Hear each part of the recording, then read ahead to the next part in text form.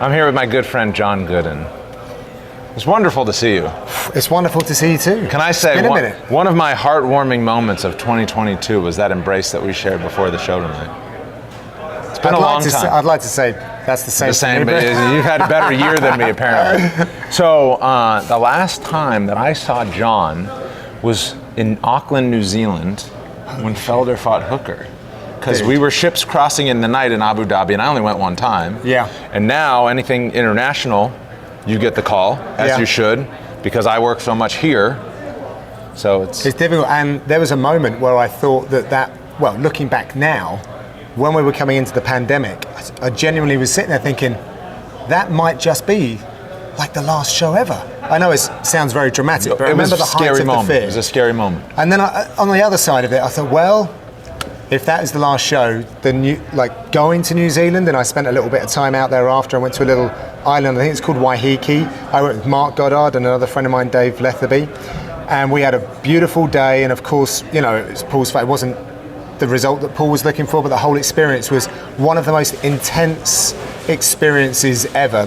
What Paul went through with the whole warrior welcome thing. So, with all that said, I was like, well, if that's the last one, then it was a good one to go out on. But thankfully, we've had London shows in Paris and it's good. Fight Island. I'm glad that they're starting to get on the road, because really, one of the things that I miss the most is the camaraderie of our crew on the road. People don't realise this, do they?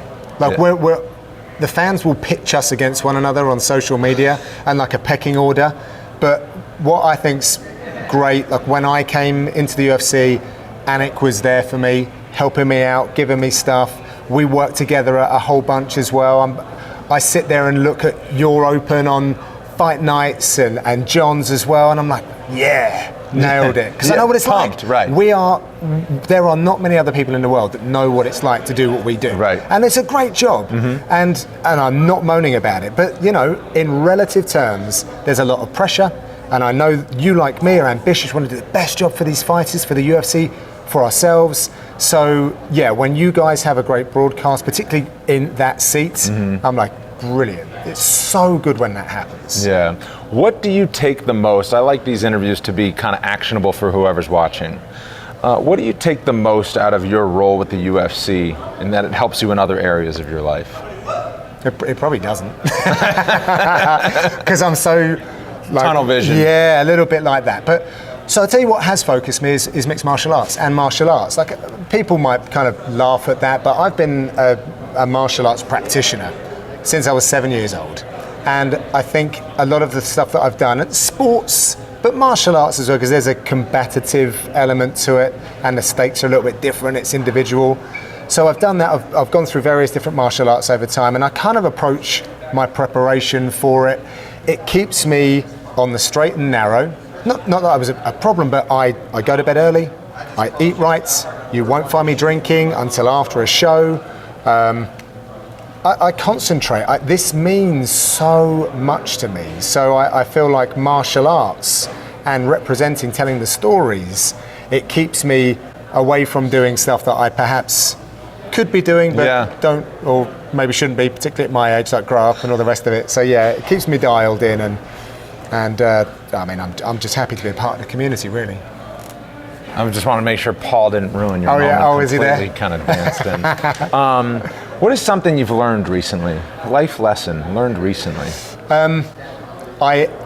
In sort of stark contrast to what I just said about taking, being dialed in, I have taken this too seriously. I've sacrificed probably too much for the sake of a show. Like I would never go out with my friends the weekend before a show. Some of it had to do with COVID a little bit, or just getting ill. I didn't want to get ill, miss out. It's a big financial hit. It's a big opportunity missed. I put a lot of work in by that point as well. I miss a lot of birthdays. I think about my job first, and I need and have been this year putting it on an equal pegging with everything else, because it's not fair on my daughter and my wife, where I'm constantly like, I have a show coming up, I have my UFC Fight Pass deal, I need to see what someone's doing right now, I need to have my finger on the pulse because Helwani's got this show going, and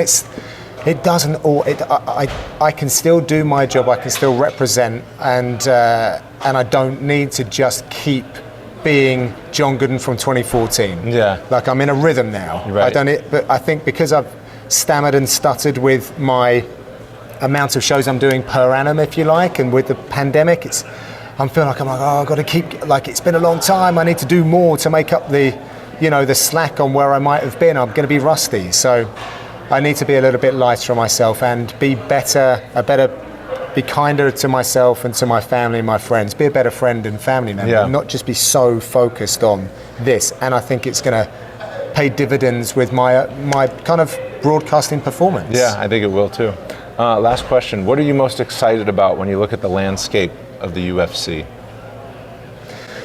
It's the international landscape, because you said it. I'm the guy tasked with the international shows, if you like, not tasked, but that's where I would naturally get picked for, and it's growing. We've got Road 2 coming up in Abu Dhabi. My teammate, another guy from the UK, he's sparred with Leon Edwards. What Leon Edwards has just created, and Sam on the Contender Series coming through. Not many Englishmen have come through that route, I don't think. So it's changing. It's getting bigger all the time. Leon becoming a champion, I'm excited to see what that does back home. The Asia market with the Road 2, there will be some stars there. There were people from Indonesia and some of the countries that we haven't heard too much about. Central Asia, Uzbekistan and Tajikistan. Yeah. Like, this is really changing, and the styles are changing. So now the North American fighters that approach the game a certain way, athletically, sports science, now they've got guys that are coming from a completely different place. Very grapple heavy in the Road 2 stuff. That offers, I don't know how that will cut through with the guys on the roster, but it means that there's different looks in this game, and everyone's going to have to lift and get better here rather than there. And we've got a long ways to go in this sport, internationally. I'm excited. Great to see you, John. It's always a pleasure. Thank you for doing this. It's good to be in your home. Travel safe. Thank you. Thank you.